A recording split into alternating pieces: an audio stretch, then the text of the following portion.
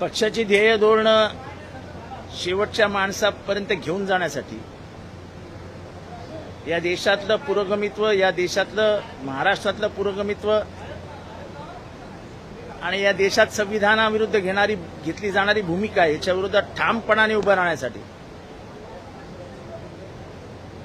या देशातली वाढती लोकशाही होणारं अतिक्रमण, वाढणारी हुकुमशाही, संसदीय लोकशाहीला काळीमा फासणाऱ्या प्रथा ज्या सुरू झाल्या आहेत, साधा विरोधी पक्ष नेताही देत नाही महाराष्ट्र विधानसभेमध्ये, पक्षाची भूमिका काय असावी आणि ती समाजासमोर घेऊन जाण्याचं काम आपल्याला करावं लागणार आहे. इथला बोकाळलेला भ्रष्टाचार, महिलांचा अत्याचार, भिकेला लागलेलं राज्यव्यवस्था, हे सगळं जनतेसमोर घेऊन जाण्याचं काम प्रवक्त्याला करावं लागतं. माननीय पवार साहेबांनी, सुप्रियाताईंनी अत्यंत विश्वासाने ही जबाबदारी माझ्यावर दिली आहे. मला वाटतं 30-35 वर्ष ऑफिशियल नाही पण अनऑफिशियली मी ही जबाबदारी पार पाडतच होतो. आता मात्र साहेबांनी शिक्का मारून अधिकृत केली आहे. जन सुरक्षा कानून आज विधेयक लाने का प्रयास लाया जाएगा, आप क्यों विरोध करें सर? किन मुद्दों पर? नहीं, ऐसा है कि हमको कुछ बातें उसमें खटकती है. जैसे लेफ्ट, ये कोई माने या ना माने पर लेफ्ट नाम की एक आइडियोलॉजी इस भारत में है. जैसे राइट नाम की एक आइडियोलॉजी है वैसे लेफ्ट नाम की एक आइडियोलॉजी है. लेफ्ट सेंटर की एक left centre of the left की एक आइडियोलॉजी है. ये आइडियोलॉजीज काम करती है, भले ही अपना उनसे नहीं जमता हो, हमारे विचार तुमसे दूर हो, हम राइट विचार से दूर है, लेकिन अपने अपने विचार है, अपने अपने ख्याल है, उसको आगे लेके जाने की कोशिश लोग करते हैं. और सिर्फ तुमको पसंद नहीं इसलिए उनको अतिरेकी कह देना और उनको सलाखों के पीछे डालना, ये बराबर नहीं. गायकवाड़ मामले में कैंटीन पर तो कार्रवाई होगी लेकिन विधायक पर अब तक एफआईआर तक नहीं होगा भी नहीं. क्या आपको उम्मीद है ये सरकार होते हुए, अरे जो मर्डर करता है उसको इन लोग नहीं पकड़ते हैं? क्यों? सिर्फ उनका कार्यकर्ता है. अरे इनके कार्यकर्ता अभी जान भी ले ले तो पुलिस कुछ नहीं करेगी. आप क्या मांग रहे हैं सर?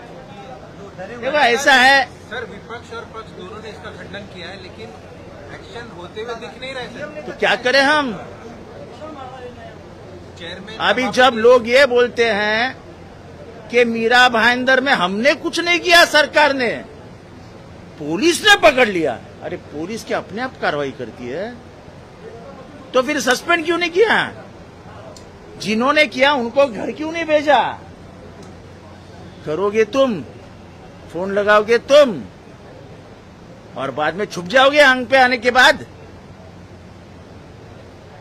ये समझता नहीं क्या हमारे जैसे लोग जो 35, 40 साल सत्ता की गलियारों में रहे हैं, उनको समझता नहीं है क्या चालू है. सर, इसके अलावा संजय राउत ने कहा है कि इंडिया ब्लॉक की जरूरत बीएमसी चुनाव के लिए नहीं है, जनता चाहती कि हम और एमएलए साथ में, मतलब आप और कांग्रेस की कोई जगह नहीं है. तो ऐसा संजय राउत बोलेंगे, हम भी बोलेंगे, आखिर में वरिष्ठ स्तर पे कुछ न कुछ बैठक होगी. मेरी उम्मीद है, मुझे लगता है कि ये गुरूर हम लड़ेंगे. मैं आज भी सभी को कहता हूं, दुश्मन बहुत बड़ा है, हमारा बैर उससे है वैचारिक. जब दूसरा महायुद्ध शुरू हुआ, अब जर्मनी जब हिटलर के नेतृत्व में आगे बढ़ रहा था, तब स्टालिन, रूजवेल्ट और चर्चिल, जो एक दूसरे का चेहरा भी नहीं देखते थे, उन्होंने ये सोचा कि पहले फैसिज्म को खत्म किया जाए और इसलिए तीनों एक हो. दुनिया में इससे बड़ा कोई आदर्श हो ही नहीं सकता है. तो राउत साहब कहेंगे, कहते रहेंगे. और कॉन्फिडेंस में यूनिटी? मैं ये नहीं बोलूंगा, लेकिन साथ साथ अगर चलेंगे तो फायदा होगा. नुकसान होगा तो बंबई का होगा, नुकसान होगा तो महाराष्ट्र का होगा, और फिर उंगलियां अपने पे उठती है कि तुम लोग एक नहीं आए. शाहपुर के स्कूल की एक घिनौनी घटना सामने आई है। बच्चियों को पीरियड्स आए हैं, क्या ये चेक करने के लिए कपड़े उनके उतरवा गए और वॉशरूम में ब्लड स्टेन पाए गए, इसलिए ये चेकिंग हुआ। सरकार की तरफ से क्या 150 लड़कियों का चेकिंग किया गया। अरे क्या बोलेंगे, मुझे एक लड़की है, यानी ये क्या है, क्या इसके ऊपर क्या बोलूं मैं? कितनी शर्मनाक बात है। ये कौन पागल है साला, पकड़ के, मैं तो ये बोलता नहीं हूं, लेकिन उसको पकड़ के रास्ते में मारो माँ बाप ने मिलके। अरे लड़कियों की कोई इज्जत है कि नहीं है? आज मेरी लड़की है, कल आपकी लड़की हो सकती, कल इसकी लड़की हो सकती है। अरे यार मेरी लड़की है, वो लड़की अभी मेरी है ना। बेशरम साले, क्या बोले यार। सर, आज कदाचित सभागृहामध्ये मराठीत दिलेले जनसुरक्षा विधेयक कदाचित सभागृहात अजून तरी काही दिसत नाहीये आणि काही गोष्टींवरती आमचे मतभेद आहे, पण मी सरकारचे त्या बाबतीत काही गोष्टींमध्ये त्यांची भूमिका बदलली हेही मान्य करतो। जसं ते अर्बन नक्सल बोलत होते, अर्बन नक्सल हा शब्द त्या विधेयकातून काढण्यात आलेला आहे। आता ते विधेयक त्यांनी लेफ्ट एक्स्ट्रीमिस्ट पर्यंत ठेवलंय, पण माझं आजही मत आहे की डावी विचारसरणी नावाची एक विचारसरणी आज नाही तर या जगामध्ये अनेक वर्षांपासून आहे, अनेक शतकांपासून आहे। म्हणजे जेव्हा पहिलं पुस्तक लिहिलं गेलं दास कॅपिटल, फ्रेडरिक एंजल्स आणि कार्ल मार्क्स तर्फे, त्याच्यानंतर ही विचारसरणी जगामध्ये आली आणि तिचा जगामधल्या अनेक राष्ट्रांनी स्वीकार केला। तर ती जी लेफ्ट डावी विचारसरणी आहे तिला असं म्हणजे कोपऱ्यात धरून आम्हाला आवडत नाही म्हणून मारत राहायचं, बरोबर। परंतु आता अबू आझमी थोड्या वेळापूर्वी येऊन गेले होते, त्यांचं असं म्हणणं आहे की मुळात या कायद्याचीच गरज नाही, कारण इतर कायदे आपल्या देशामध्ये आहेत। असं आहे की आपल्या देशामध्ये असे खतरनाक कायदे आहेत की अनेक जण या कायद्याचे बळी 5-5 वर्ष जेलमध्ये सडत आहेत। आणि डॉक्टर बाबासाहेब आंबेडकरांनी सांगितलेलं की मुक्त जीवन जगणे हा मानवाचा अधिकार आहे। आपण संविधानाची दररोज पायमल्ली करतो आहोत। कसलं संविधान, कसले बाबासाहेब आंबेडकर? बाबासाहेब आंबेडकरांच्या विचारांचा अपमान जेवढा करता येईल म्हणून तेवढा आपण सगळा करत असतो। बाबासाहेब आंबेडकरांचं म्हणणं होतं संविधानाच्या माध्यमातून की पॅरल, बेल हा कुठल्याही कायद्याचा अधिकार आहे जोपर्यंत तो गिल्टी नाही आहे, जोपर्यंत तो गुन्हेगार म्हणून सिद्ध होत नाही तोपर्यंत गुन्हेगारच नाही। अशा माणसांना तुम्ही 5-5 वर्ष जेलमध्ये सडवता, त्याला काय म्हणायचं? हा डॉक्टर बाबासाहेब आंबेडकरांच्या विचारांचाच अपमान आहे। शहापूरमध्ये दुर्दैवी प्रकार पुढे येते मराठीत। एक दुर्दैवी प्रकार पुढे आले आहे। शाळेच्या मुख्याध्यापिका यांनी वर्गात म्हणजे त्या जर ती बाई असेल, जर स्त्री असेल तर मला त्या स्त्रीचे म्हणजे काय बोलावं यार। म्हणजे मी बोलूही शकत नाही की त्या पोरींबरोबर असं वागणं कुठल्या आईला शोभेल यार। ती आई आहे ना मुख्याध्यापिका, तिलाही मुलगी असेल ना, त्यांचे कपडे काढून त्यांची तपासणी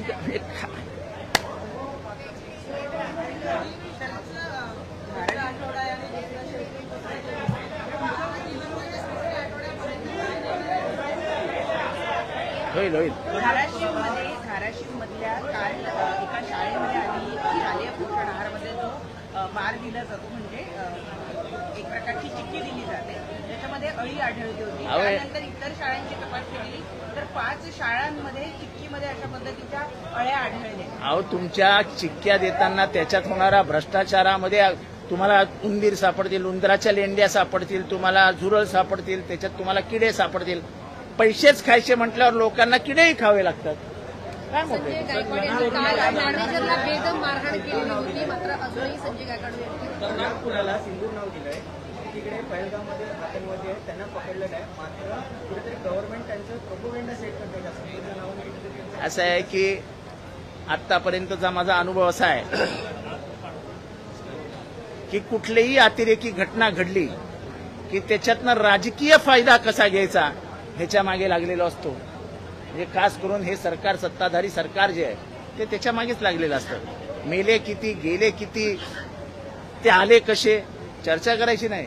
ते आहेत कुठे, चर्चा करायची नाही। पण मात्र मतं मिळवण्यासाठी आम्ही त्यांचा प्रपोगंडा करणार. हे तुमचं अपयश आहे, तुमच्या इंटेलिजन्सचं अपयश होतं. त्याच्यावर चर्चा नाही करायची. त्याच्यावर चर्चा केली तर तुम्ही देशविरोधी आहात, तुम्ही देशद्रोही आहात. प्रश्न नाही विचारायचे, प्रश्न विचारले तर तुम्ही देशद्रोही आहात. सर, बार अँड रेस्टॉरंटमध्ये जे 5%वरून 10% वॅट केलंय, उत्पादन शुल्कात वाढ केली आहे, सगळे महाराष्ट्रभरामध्ये आंदोलन करतात बार रेस्टॉरंट, काय सांगा तुम्ही? मी तर काय बारमध्ये जात नाही, मी दारू पित नाही, त्यामुळे याच्यावर काय 5% वाढले का 10% वाढले मला माहीत नाही. मी आता माझ्या मित्रांना थोड्या वेळाने फोन करून विचारतो काय झालंय का. संजय राऊतांनी स्थानिक स्वराज्य संस्थांच्या निवडणुकीच्या दिवशी स्टेटमेंट केलं की जनतेचा दबाव आहे, 2 ठाकरे बंधूंनी एकत्र लढावं. महाविकास आघाडी हे बघा, मी एक गोष्ट सांगतो, मतमतांतर असू शकतात. काही विषयांवरती माझे त्यांचे मतभेद होतील, असतील, होते. पण जेव्हा 2 घरं एकत्र येत आहेत, 2 रस्त्यावर चालणारे 2 भाऊ एकत्र येत आहेत, माझे त्यांचे संबंध काही घरचे नाही आहेत. मी त्यांच्याकडे कधी पोहे खायला गेलेलो नाहीये. मी एवढा मोठा आहे माणूसही नाही की त्यांच्याशी जाऊन राजकीय चर्चा करीन. पण जर दोघं भाऊ एकत्र असतील तर माझ्यासारख्या माणुसकी धर्म पाळणाऱ्या माणसाला नक्कीच, कुटुंबवत्सल माणसाला नक्कीच आनंद होईल. आनंद असला पाहिजे. मी राजकीय बोलत नाहीये, मी कुटुंबवत्सल माणूस आहे. 2 रस्त्यावर चालणारे 2 भाऊ एकाच रस्त्यावर चालणार असतील हातात हात धरून तर त्याचं स्वागत केलं पाहिजे. मुख्यमंत्री देवेंद्र फडणवीसांनी एक महत्वाचं वक्तव्य केलंय की खरी शिवसेना ही शिंदेची आहे आणि खरी राष्ट्रवादी अजित पवारांची आहे. राहुल नार्वेकरांनी मला वाटतं देवेंद्र फडणवीसजी हे निष्णात वकील आहेत. त्यांचं वकिली ज्ञान चांगलं आहे. सुप्रीम कोर्टाने याचिकेमध्ये राष्ट्रवादी काँग्रेस पक्ष जो अजित पवारांनी काढलाय त्याला एक खाली लिहायला सांगितलेलं आहे की द मॅटर इज सबज्युडाइज्ड. म्हणजे सदरचं प्रकरण हे न्याय प्रविष्ट आहे. त्यामुळे त्यांच्या पहिल्या सगळ्या जाहिरातीत, त्यांच्या पक्षाच्या जाहिरातीत, त्यांच्या निवडणुकीच्या साहित्यामध्ये त्यांना लिहावंच लागतं की प्रकरण न्याय प्रविष्ट आहे. अंतिम निर्णय येईपर्यंत जे काय आहे ते. त्यामुळे प्रकरण न्याय प्रविष्ट असताना मुख्यमंत्री देवेंद्र फडणवीसजींनी असं बोलणं म्हणजे आपण सर्वोच्च न्यायालयाच्या वरती जातो आहोत का हा प्रश्न निर्माण होतो. नाही, मला ते दिल्लीत कुठे राहतात, काय करतात मला काय माहिती. तेव्हा हा प्रश्न मला काय विचार.